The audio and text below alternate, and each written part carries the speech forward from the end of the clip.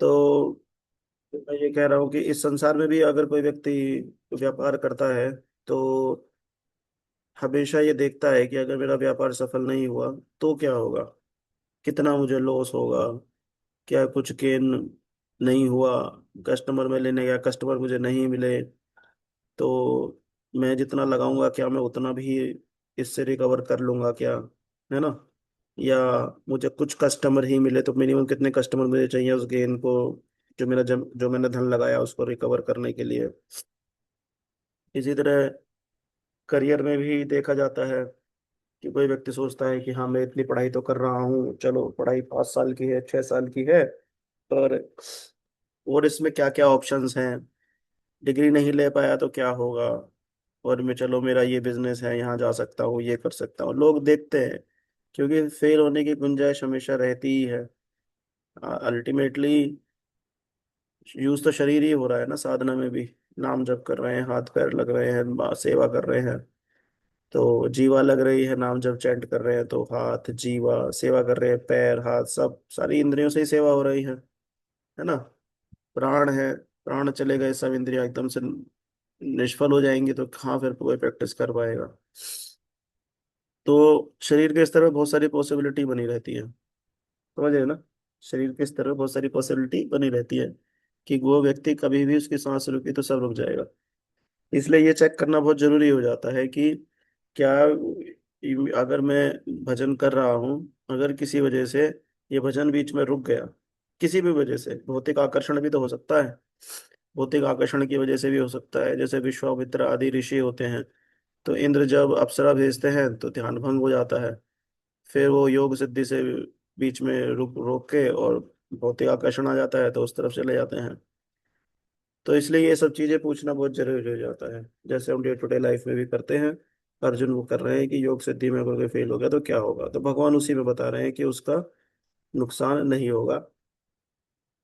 तो क्या होगा कैसे होगा सब आगे पढ़ते हैं आप लोग, है ना, अभी आने वाले श्लोकों में। यस देवेश में वो आप पढ़ सकते हैं। हरे कृष्ण प्रभु जी। हरे कृष्ण। चैप्टर 6 श्लोक संख्या 44। यस। पूर्व अभ्यासेन तेनैव ह्रियते हि अवशो अपि सः जिज्ञासुर अपि योगस्य शब्द ब्रह्माति वर्तते। वर्तते शब्द Brahma. Yes. Translation: By virtue of the divine consciousness of his previous life, he automatically becomes attracted to the yogic principles, even without seeking them, such as inquisitive transcendentalist stands always above the ritualistic principles of the scriptures. Hmm. Purport by His Grace, A.C. Bhaktivedanta. यहाँ पे एक शब्द आया है, हाँ इस श्लोक शुरुआत की। थैंक जय। यू देवेश। यहाँ पे एक शब्द आया पूर्व अभ्यास न, तो भगवान क्या बता रहे हैं, बताइए क्या। भगवान कह रहे हैं कि पुराने अभ्यास की वजह से, पुराना अभ्यास है ना उसका, जैसे इस संसार में भी शरीर के स्तर पे भी देखो तो देखा जाएगा कि किसी को अगर स्विमिंग का अभ्यास हो बहुत ज्यादा शरीर के स्तर पे, और 5-7 साल स्विमिंग किया हो, उसके बाद 10-20 साल उसने स्विमिंग छोड़ दी हो, 10-20 साल के बाद जब वो पकड़ेगा तो ऐसा नहीं है कि उसे नए व्यक्ति की तरह दोबारा स्विमिंग सीखनी पड़ेगी, क्योंकि वो खूब अच्छे से स्विमिंग किया है 5 साल 10 साल शुरू में, फिर बीच में 10 12 15 साल का गैप आ गया है, तो वो स्विमिंग जल्दी पकड़ लेगा, है ना। और जल्दी ना ही सिर्फ जल्दी पकड़ लेगा बल्कि बहुत ही कम समय में वो सेम एक्सपर्टीज आ सकती है उसकी जो पहले थी, है ना? शरीर के, परंतु अगर शरीर चला गया तो फिर नए जन्म में नए सिरे से सीखना ही सीखना पड़ेगा। शरीर के स्तर पे भी ये देखा जा रहा है कि पूरा अभ्यास जो है वो हेल्प करता है। तो आत्मा के स्तर पे अगर कोई योग चल रहा है तो क्यों उसमें पूरी अभ्यास हेल्प नहीं करेगा, है ना। तो वो बात यहाँ भगवान बता रहे हैं कि ऐसा होगा, ऐसे जिस व्यक्ति का योग बीच में छूट गया है और उसकी मृत्यु हो गई तो अगले जन्म में क्या होगा, वो फिर से शुरू करेगा, और होगा क्या कि ही ऑटोमेटिकली बिकम्स अट्रैक्टेड। जैसे दो दोस्त मंदिर जाए तो एक कहे कि हाँ ठीक है चलो मंदिर चलते हैं, वो गया उसे कुछ ज्यादा फर्क नहीं हुआ, उसे बस लगा कि हाँ मंदिर इज अ डिफरेंट प्लेस, उसे ऐसा लगा। और दूसरे दोस्त का अभ्यास क्या रहा, मतलब पुराना अभ्यास रहा उसका पिछले जन्म का, ये वो मंदिर गया तो एकदम से भगवान को देख के उसकी आंखों में आंसू आ गए, है ना। भक्तों को देख के एकदम से बहुत अच्छा लग रहा है, तो दोनों का अलग अलग एक्सपीरियंस रहा बाहर आके, एक ने कहा तो कहा हाँ ठीक ही है, और दूसरे ने कहा कि ये अलग है। उसका पुराना अभ्यास ऐसा था कि भक्तों को देख के भगवान को देख के कीर्तन सुन के कथा सुन के उसका बहुत अट्रैक्शन बढ़ा। ये पुराने जन्म का अभ्यास रहता है, इसमें किसी ने उसको पुश नहीं किया, अपने आप ही हुआ उसका। इसलिए इसमें even without seeking them automatically उसका अट्रैक्शन बढ़ गया देख के। होता नहीं है जैसे पागल खाने में, कई बार आपने देखा मूवीज में दिखाते हैं कि पागल खाना है और उसमें बहुत सारे पागल हैं, तो एक पागल स्पेसिफिकली ऐसा होगा, जैसे कोई चीज उसके जीवन की दिखाई जाएगी ना, तो थोड़ी देर के लिए वो रुक जाएगा और सोचने लगेगा कि ये क्या है। अरे ये तो ऐसा जानकारी का सा लग रहा है, मतलब समझे, उसका एक उसने उसका एक अभ्यास रहा है कि उसकी लड़की को, उसकी वाइफ को, उसकी मदर को उसके सामने दिखाया जाए और परिवारजनों को, तो उसके मन में ये आता है कि क्या है, कौन है, मैं इनसे अट्रैक्शन क्यों फील कर रहा हूँ, है ना ऐसा। तो वो भी इंक्विजिटिव हो जाता है पुराने अभ्यास की वजह से, क्योंकि उसने पुराना योगा किया है। अब बीच में आगे जब अगले शरीर में फिर से इस तरह के एनवायरनमेंट में आता है, तो अट्रैक्शन महसूस करता है, अट्रैक्शन महसूस करता है तो इंक्विजिटिव होता है कि ऐसा क्यों हो रहा है, मैं क्यों अर्चा विग्रह के प्रति, ये मंदिर में है इनके प्रति मैं ऐसा क्यों महसूस कर रहा हूँ, क्यों मेरा हृदय बार बार भक्तों की तरफ जा रहा है, क्यों मेरा मन ऐसा कर रहा है बार बार मंदिर जाके मैं इनसे और हरी कथा सुनूं। तो इंक्विजिटिव हो जाता है कि मैं कौन हूँ, क्यों मेरे साथ ऐसा हो रहा है, इस सब को लेके इंक्विजिटिव हो जाता है वो। जैसे बुद्ध भी जब गौतम उनका पिछले जन्म में जब राजा थे वो, तो उस समय उनको बड़े प्रोटेक्टिव एनवायरनमेंट में रखा जाता था, क्योंकि जब वो पैदा हुए तो कह दिया था, और जो जो देखते हैं भविष्य, देखते हैं बच्चे का क्या कुंडली वगैरह, तो उन्होंने कह दिया था कि, एस्ट्रोलॉजर। है हाँ करेक्ट, एस्ट्रोलॉजर। तो एस्ट्रोलॉजर ने कह दिया था कि भाई ये तो चक्रवर्ती सम्राट बनेगा अगर राजा ही रहा तो, वरना पूरी तरह विरक्त हो गए बहुत महात्मा बनेगा। अब विरक्त हो कौन चाहते हैं माँ बाप, आजकल कोई विरले ही होते हैं जो चाहते हैं कि हमारा बच्चा महात्मा बने। तो उन्होंने कहा कि ऐसे बचाएं, बोले जो संसार मत दिखाना, फिर ये चक्रवर्ती सम्राट बन जाएगा, संसार मत दिखाना इसको। तो उसको 17-18 साल तक बड़ा छुपा के रखे, वो सब बस यही दिखाई कि यही संसार है, नौकर चाकर या राजपाट यही है जो कुछ है, बाकी सब बाहर के लोग अपने काम में लगे रहते हैं, उस पर हमें ध्यान नहीं देना। पर निकल गए एक दिन, 19 साल के थे, तो निकल गए बाहर रथ पे बैठ के और सब नौकर चाकरों को लेके। तब उन्होंने देखा कि एक व्यक्ति बूढ़ा देखा उन्होंने, एक व्यक्ति देखा कि उसमें शरीर अर्थी पे लेटा हुआ है, लोग रो रहे हैं उसके आसपास। तो एक जिज्ञासा आ गई एकदम से मन में उनके, ऐसा क्यों हो रहा है, तो बताया गया कि भाई ये जो बोले शरीर तो बूढ़ा होता ही है इसलिए बूढ़ा हो रहा है। बोले फिर ये क्यों क्यों लेटा हुआ है ये, बोले तो मरता ही है, अर्थी पे मर गया है तो रो रहा है। बोले रो क्यों रहे हैं, बोले मोह होता ही है संसार में, ये तो संसार है, मोह भी होता है, मरता भी है व्यक्ति, बूढ़ा भी होता है, परिवर्तन। तो धीरे धीरे विरक्ति आ गई उनके अंदर। अब तो वो जो पुराना भाव लेके चला है, वो भाव आ जाता है उसमें योग का। जैसे जड़ भरत पुराने जन्म में क्या ही भरत हैं, तो उनके अंदर ये भाव रहा विरक्ति का कि अलग रहो, भजन करो, किसी से ज्यादा बात मत करो वरना संसार में अटैचमेंट हो सकता है। अब ये भाव प्रगाढ़ हो गया जब जड़ भरत के रूप में आए, तो ये पुराना भाव उनका कि संसार से अलग रहो, संसार में नहीं फंसना है, ये भाव प्रगाढ़ रहा। ये ऐसा ऐसा एक प्रैक्टिस के, आत्मा की प्रैक्टिस में ऐसा रहता है, आत्मा को वही अभ्यास रहता है तो उसे अभ्यास को फिर वो वहां से आगे बढ़ाती है ना। इसलिए such an inquisitive transcendentalist stand always above the ritualistic principles of scriptures. जो रिचुअलिस्टिक प्रिंसिपल्स होते हैं स्क्रिप्चर के, उनसे वो ऊपर रहता है। रिचुअलिस्टिक प्रिंसिपल्स कैसे रहेंगे कि भाई ये हवन आदि कर लो ये स्वर्ग मिल जाएगा, ये हवन आदि कर लो तो पुत्र मिल जाएगा, ये सब पुण्य पाप में रहते हैं। तो पुण्य पाप का जो चक्कर है वो इधर ही खत्म हो जाता है। मतलब समझ रहे हैं कि जैसे किसी ने बहुत बहुत यज्ञ किया और उसको ये है कि मुझे पुत्र प्राप्ति हो जाए, तो ये भाव उसका अगले जन्म में नहीं होगा कि बहुत मुझे यज्ञ करने से पुत्र मिल जाएगा, ये भाव उसका अगले जन्म में नहीं होगा। पर मान लीजिए जैसे निमि महाराज जैसे भक्त हैं भगवान के, जो यज्ञ आदि कर रहे हैं भगवान की प्राप्ति के लिए, तो उनका भाव बना रहेगा, अगले जन्म में भी उनका ये भाव बना रहेगा कि भगवान की प्राप्ति करनी है, कैसे करूं। तो जैसे पहले उन्होंने हवन किया, हो सकता है अगले जन्म में कुछ और तरीका अपनाए, पर ये भाव बना रहेगा उनके अंदर, समझ रहे हैं। ऐसे ये भाव कि मैं यज्ञ कर लूं पुत्र उत्पन्न हो जाए, तो अगले जन्म में शायद पुत्र प्राप्ति का भाव बना रहे, पर हवन आदि के प्रति कोई अट्रैक्शन नहीं रहेगा, है ना। तो ये बेसिकली ये स्पिरिचुअल जो उसका अट्रैक्शन है उसकी बात हो रही है यहाँ पे।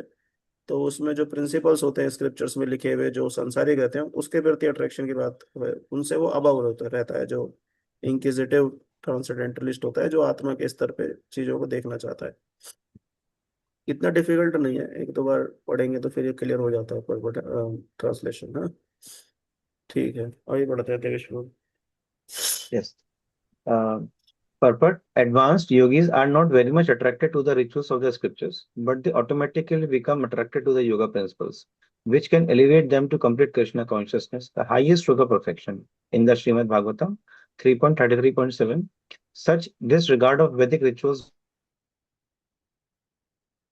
हम्म। बता सर्वोपाचो तो ग्रहियान यज जे जेहाग्रे वर्तते नम तुभ्यं ते पुस्तपस ते जुहुवुः संसार आर्या ब्रह्मा ब्रह्मणु ब्रह्मणु ब्रह्मणुकुर नम गणन्ति ये ते. O my Lord, persons who chant the holy names of your lordships are far, far advanced in spiritual life, even if they're born in families of dog eaters. Such chanters have undoubtedly performed all kinds of austerities and sacrifices. sacrifices bathed in all sacred places and finished all scriptural studies. Actually ये एक purpose है किसी भी व्यक्ति को यहाँ तक लाने का। जैसे जैसे कोई कहे कि अब कोई पीएचडी कर रहा है कोई व्यक्ति, तो उसे कहे कि अब उसको नर्सरी में एडमिशन उसका नहीं हुआ, बोले नहीं नर्सरी वर्सरी की अब उनको जरूरत नहीं है। क्यों? क्योंकि ऑलरेडी पीएचडी स्तर पे है। तो जितने भी वेदों में ये जो कर्म कांड बताया गया है, या शास्त्र में बहुत बहुत कथाएं भगवान की बताई गई हैं, या बहुत बहुत चीजें बताई गई हैं रिचुअल्स की तरह, इन सब का पर्पज यही है कि व्यक्ति नाम जप में लगे। बिकॉज नाम जप के ऊपर अब कुछ भी नहीं है। कोई व्यक्ति जो नाम जप कर रहा है उसके ऊपर कुछ नहीं है। क्यों इसके ऊपर कुछ नहीं है? क्योंकि अल्टीमेटली जीव का उद्देश्य क्या था? जीव का उद्देश्य था कि वो भगवान में प्रेम उत्पन्न करे। प्रेम ही क्यों उत्पन्न करे? क्योंकि जीव स्वरूप है कृष्ण नित्यदास। जब जब जीव कृष्ण का नित्यदास है, तो उसकी अल्टीमेट ड्यूटी क्या थी? कि भगवान में, कृष्ण में वो अपना प्रेम उत्पन्न करे। अब जब ये उसका अल्टीमेट गोल था, जो कि पीएचडी है, तो उससे पहले क्या चल रहा था? पीएचडी से पहले भाई मास्टर्स है, ग्रेजुएशन है, सेकेंडरी हायर सेकेंडरी है, उससे पहले फिर, समझ रहे ना मतलब, वो सब उस पीएचडी के लिए था। तो इसलिए जैसे हम नाम जब से पहले जो कुछ हो रहा है, जैसे कुछ लोग कहते हैं हर मंगलवार को हनुमान जी के पास जा रहे हैं, हर सोमवार को शिव जी का फास्ट रख रहे हैं, कुछ लोग कैसा भी व्रत हो सब लोग बोले उस व्रत को रखना है जी हमको, अब ये आ गया वो आ गया। हर तरह का व्रत व्रत जो भी सब हो रहा है वो कृष्ण प्रेम उत्पन्न करने के लिए हो रहा है, वो पीएचडी के लिए हो रहा है। क्योंकि जीव इमीडिएटली कृष्ण प्रेम के बारे में नहीं समझ पाएगा, तो नीचे की सब चीजें हैं फिर। परंतु ये सब चीजें उसके लिए नहीं है जो कृष्ण प्रेम प्राप्ति के लिए नाम जप कर रहा है। समझ रहे क्या? इसका ये पर्पज है कि इस जन्म में अहो बता स्वपचो तो गरियान, मतलब वो जो व्यक्ति है वो डॉग ईटर्स जो हैं, ऐसी फैमिली में भी अगर जन्मा हो कोई व्यक्ति, परंतु वो नाम जप कर रहा है, तो वो बहुत महान है। और ऐसा जो नाम जप करने वाला है, उसने एक्चुअली हर तरह की ऑस्टेरिटी, हर तरह के सेक्रीफाइस कर लिए हैं। क्यों कर लिए हैं? क्योंकि वो ऑलरेडी बहुत हायर स्तर पे है। वेद, ब्रह्मा जी के साथ जब ब्रह्मा जी चलते हैं तो तीनों वेद मूर्तिमान रूप में उनके साथ चलते हैं। कल मैं कथा पढ़ रहा था, तो कल फिफ्थ कैंटो में कथा आती है। शंभु मनु हुए, शंभु मनु के बड़े भाई हैं। तो शंभु मनु और उनकी परंपरा में ये सब हुए, प्रेचतास, ध्रुव महाराज, ये सब आए। उत्तानपाद, शंभु मनु के पुत्र हुए उत्तानपाद, उनके पुत्र हुए ध्रुव महाराज। फिर इसी परंपरा में प्रेचतास, प्रेचतास के आने के बाद, प्रेचतास के जाने के बाद कोई रहा नहीं इस धरती पे उसको संभालने के लिए। तो स्वयंभु मनु के जो बड़े भाई थे, प्रियव्रत, प्रियव्रत को अप्रोच किया उनके नहीं, उत्तानपाद के जो बड़े भाई थे उनको अप्रोच किया शंभु मनु ने। मैं दोबारा से बताता हूँ। तो शंभु मनु के जो दो पुत्र हुए, उत्तानपाद और प्रियव्रत। उत्तानपाद की परंपरा में अब कोई नहीं रहा। जैसे ध्रुव महाराज, उनकी परंपरा परिचिता, ये सब आए जो संसार को देख सके। तो शंभु मनु गए प्रियव्रत के पास कि तुम भगवान की सेवा, तुम संसार को बढ़ाने में आगे लगो, क्योंकि संसार में देखने वाला कोई रहा नहीं है। तो वो भजन में लीन थे। वो एक पहाड़ के ऊपर तपस्या कर रहे थे। तो उस समय नारद जी उनके पास आए। वो दोनों उनको समझाने लगे कि नहीं नहीं देखो, शादी कर लो, संसार को देखना जरूरी है, और ये जो है आगे बढ़ाओ तुम, मतलब जो है ये क्रिएशन एक पर्पस है, इसको आगे बढ़ाओ। तो उस समय वहां पे ब्रह्मा जी प्रकट हुए हैं। जब ब्रह्मा जी प्रकट हुए हैं तो उसमें आ रहा है कि वेद भी उस समय मूर्तिमान रूप में वहां प्रकट हुए। ब्रह्मा जी जहाँ भी जाते हैं मूर्तिमान रूप में वेद प्रकट रहते हैं। पर मैं क्या बताना चाह रहा हूँ कि वो वेद भी नाम जप करने वाले को कहते हैं कि अब इसे देने के लिए हमारे पास कुछ नहीं रहा, क्योंकि नाम जप कर रहा है। भाई हमारे पास जो प्रोसेस अगर भौतिक सुख का था कि भाई आप ये चीज कर लीजिए आपकी जॉब लग जाएगी, इस तरह का दान दीजिए तो आपका शरीर स्वस्थ रहेगा, इस तरह की और सेवाएं कर लीजिए जिससे आपकी मनचाही स्त्री पुत्र प्राप्ति ये सब आपको हो जाएगा। परंतु अब नाम जप करने वाले को क्या दें, क्योंकि उसे शरीर रहते हैं उसे भौतिक सुख भी, शरीर के बाद और हाईएस्ट स्पिरिचुअल बेनिफिट, हाईएस्ट जो उसे सबसे बड़ा आध्यात्मिक सुख है वो भी प्राप्त हो जाएगा। तो बोले अब वेद कहते हैं अब इसे हमारे पास देने के लिए कुछ नहीं रहा। वही बात यहाँ पे बता रहे, अहो बता स्वपाचो तो करियन यज जीवाग्रे वर्तते नाम तुभ्यम। जिसकी जीवा पे यज जीवाग्रे जिसकी जीवा पे वर्तते नाम तुभ्यम, ये जो भगवान का नाम है ये चलता रहता है, उसे देने के लिए अब वेद भी जो है मना कर रहे हैं। क्यों? क्योंकि bathed in all sacred places and finished all scriptural studies, उसने सारे जो पवित्र नदियां हैं उसमें नहा लिया है, जितने भी वेद पुराण आदि है सब उसने पढ़ लिया। क्यों? क्योंकि इनका पर्पस यही था कि व्यक्ति नाम जप में लगे। सत्संग किया है उसने, सत्संग किया, वो नाम जप कर रहा है, पर अब वो नाम जप कर ही रहा है, उसके जीवा पे भगवान का नाम चलता ही रहता है। तो ये सबसे बड़ी चीज है स्पिरिचुअल लाइफ की, कि जीवा पे भगवान का नाम चलता रहे। कई बार ये प्रश्न आता है कितना नाम जप करें, है ना, ज्यादा नहीं होता है। अल्टीमेट स्टैंडर्ड तो यही है कि हमको 24/7 करना है, 1 मिनट भी वेस्ट ना हो। जो अच्छे नाम जप साधक रहते हैं वो प्रैक्टिस करके इतना नाम जप करते हैं कि एक सांस भी उनका उसमें नहीं जाता, जब अंदर सांस लेते हैं तो भी। रेगुलर चेंटर भी जो 64 माला करते हैं डेली उनका भी हरे कृष्ण कृष्ण कृष्ण हरे हरे हरे राम राम राम हरे, तो जो ब्रेक आता है बीच में उसमें भी नाम जप करते रहते हैं, ब्रेक में भी। या प्रसाद पा रहे हैं तो नाम के बारे में चिंतन करते रहते हैं, हरे कृष्णा अपने मन में सोचते रहते हैं, उसी नाम के ऊपर ध्यान रहते हैं। परम पूज्य हनुमान प्रसाद पोद्दार भाई जी महाराज का मैं एक बार एक लेख पढ़ रहा था तो उसमें बता रहे थे कि 1916 में जब वो स्वतंत्रता संग्राम की लड़ाई में थे तो अंग्रेजों से बचते हुए भाग रहे थे, तो 1916 में बताते हैं कि वो उनको नजरबंद करने के लिए आदेश आया कुछ इस तरह का। तो उसमें क्या हुआ कि हाँ वो फिर भाग रहे थे, मतलब कहीं छुपे हुए थे अंग्रेजों से। जहाँ छुपे हुए थे वहां पे उनके गुट के लोगों को पता होगा, जो स्वतंत्रता सेनानी थे उनको पता होगा, तो वो मिलने भी आते थे कभी कभी उनके पास। अंग्रेजों को नहीं पता होगा वरना वहां पे पकड़ के ले जाते। तो अंग्रेज उनको ढूंढ रहे थे, तो जहाँ वो छुपे हुए थे वो कह रहे थे कि मैं खूब वहां पे नाम जप किया करता था और एक ऐसी स्थिति मेरा मन को आ गई थी कि कोई मुझसे मिलने ना आए। मतलब ऐसा नहीं कि उनकी कोई किसी तरह का कोई द्वेष भाव था, कोई अरुचि थी। मतलब अरुचि थी इसलिए थी क्योंकि रुचि भगवान के नाम के प्रति थी।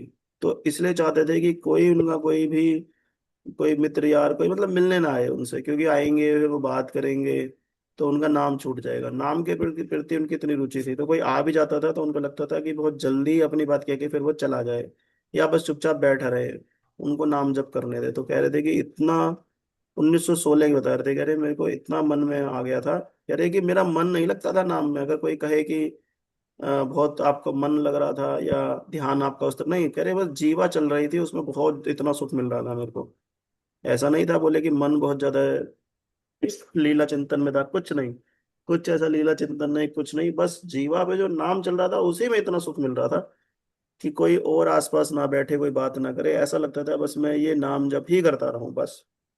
बस नाम जप करने में ही इतना उनको आनंद आ रहा था, इतना टेंशन नहीं थी सुनने में भी सब कुछ, बट फिर भी नाम का ऐसा प्रभाव था। तो हालांकि बहुत हम्बल होके बाद में कह रहे थे कि अब मुझ पे गीता प्रेस के संपादित होने का वो दम्भ आ गया है, इसलिए अब मेरा इतना भाव नहीं रहा।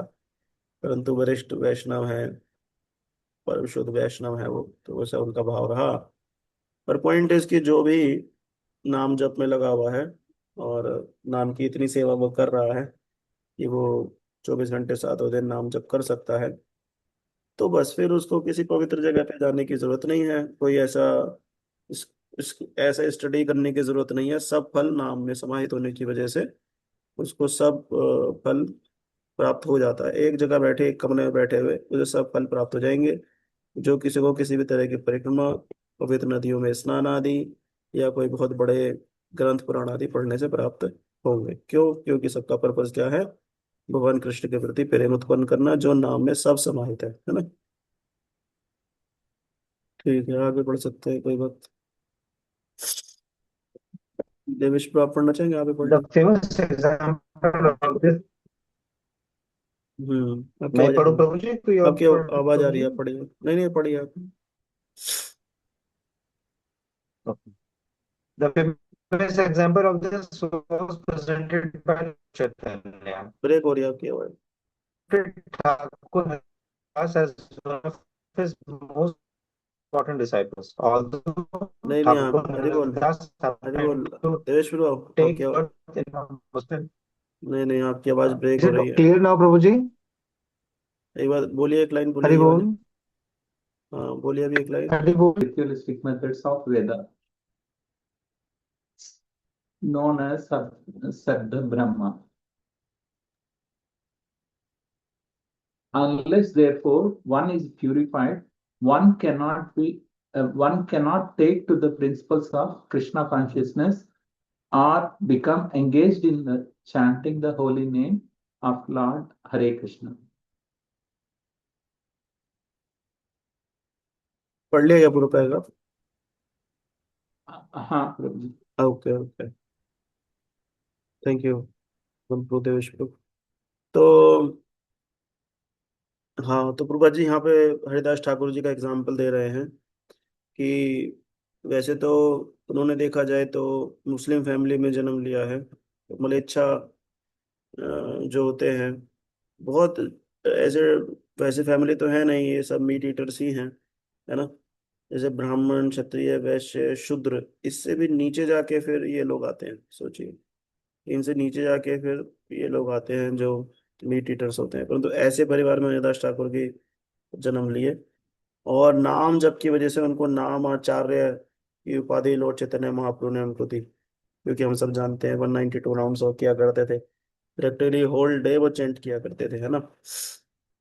और क्योंकि कॉन्स्टेंटली उन्होंने नाम जप किया, तो इसलिए प्रभुपाद जी कह रहे हैं कि definitely he must have passed all the ritualistic methods of Vedas. जितने भी वेद में दिए गए रिचुअलिस्टिक मेथड है, उन सबको सरपास कर गए थे। तो if one is purified, he one can not, unless one is purified, one can not take to the principle of Krishna consciousness और become engaged in chanting the holy name of lord Krishna. ये जो एंगेज वाली बात है, भगवान के नाम जप में एंगेज होना, इसके लिए सबसे पहले तो हम नाम जप करना शुरू करें। अगर नहीं कर रहे हैं तो, कर रहे हैं तो फिर ये भी ध्यान रखें कि किसी भी तरह का पाप हम लोग ना करें। क्योंकि पाप करने से और मल अंदर इकट्ठा हो जाता है, मल इकट्ठा होगा, प्योरीफाई नहीं होंगे, तो ये जो प्रिंसिपल्स हैं कृष्णा कॉन्शियसनेस के, वो हम एक्सेप्ट नहीं कर पाएंगे। सेवा करने में मन आदि इकट्ठा है, ऑलरेडी जो है वो तो नाम जब से सेवा से चला जाता है, परंतु और जब पाप दोबारा करने से इकट्ठा होता है, उसकी सफाई में दिक्कत होती है। क्योंकि वो मल जो है वो अपराध कहलाता है, वो पाप नहीं है ना। इसलिए ऐसा है। ठीक है, तो इससे हमें यही लर्निंग मिलती है कि हम लोग जो है जो भक्ति कर रहे हैं उसमें हम लोग अपना धैर्य बनाए रखें। बहुत ज़्यादा इसमें हमको बेचैन होने की जरूरत नहीं है। नाम जप करने वाले साधक को सब सुख जीवन में जीते हुए भी, उसके बाद भी सब उपलब्ध हो जाते हैं। जब नाम जब व्यक्ति कर रहा है तो वो उसके पाप काटता है। जो प्रारब्ध है बीजम कूटम, सारे पाप कटते हैं उसके। हर तरह का पाप इच्छाएं सब कट जाती है, तो व्यक्ति को जो पाप जनित जो दुख है वो नहीं आते हैं, सुख रहता है फिर व्यक्ति को। तो भौतिक सुख भी उपलब्ध हो जाते हैं। और अगले जन्म में भी अगर उसने सिद्धि प्राप्त नहीं कर पाया, तो अगले जन्म में भी उसको ऐसा जीवन मिल जाता है जहाँ वो भक्ति आराम से कर सकता है। और भक्ति जैसी जब चीजें दिखती हैं तो इंक्विजिटिवनेस और अट्रैक्शन उसका उस तरफ बढ़ जाता है। तो हम देख रहे हैं कि किसी तरह से भी जो योगी है, वो जो साधक है, वो नुकसान में नहीं रहता है। ठीक है, तो विल स्टॉप नाउ। आप में से किसी कोई प्रश्न को शेयर करना चाहते हैं तो कर सकते हैं। मैं देख रहा हूँ इसमें शायद 47 टेक्स्ट है। 47 है, 44 पर अभी हम हैं। तो नेक्स्ट 3 more days तो सैटरडे एंड देन ट्यूसडे तक ये चैप्टर पे कंप्लीट हो जाएगा। ठीक है, आप सब भक्तों का बहुत बहुत धन्यवाद। वंशा कल्पतरुभ्यश्च कृपा सिंधु एव च पतितानां पावनेभ्यो वैष्णवेभ्यो नमो अनंत कोटि वैष्णव श्लोकात् की जय। हरे कृष्ण। हरे कृष्ण हरे प्रभु जी। कृष्ण हरे प्रभु कृष्ण जी। हरे कृष्ण हरे कृष्ण सुदाम हरे शिव कृष्णा प्रभु जी। हरे कृष्ण प्रभु जी। हरे कृष्ण हरे हरे कृष्ण प्रभु जी। कृष्ण माता जी। हरे हरे कृष्ण कृष्णा प्रभु जी। हरे हरे कृष्ण प्रभु जी। कृष्णा प्रभु जी। हरे कृष्ण अंकल जी। हरे कृष्ण सुमिन माता जी। हरे कृष्ण रत्ना नारायण माता जी। हरे कृष्णा प्रभु जी। हरे कृष्ण अंकल जी। हरे कृष्ण मनीष प्रभु। हरे कृष्णा प्रभु जी। हरे कृष्ण निमन। हरे कृष्णा प्रभु जी, thank you so much. Hare Krishna Raman प्रभु जी, थैंक यू।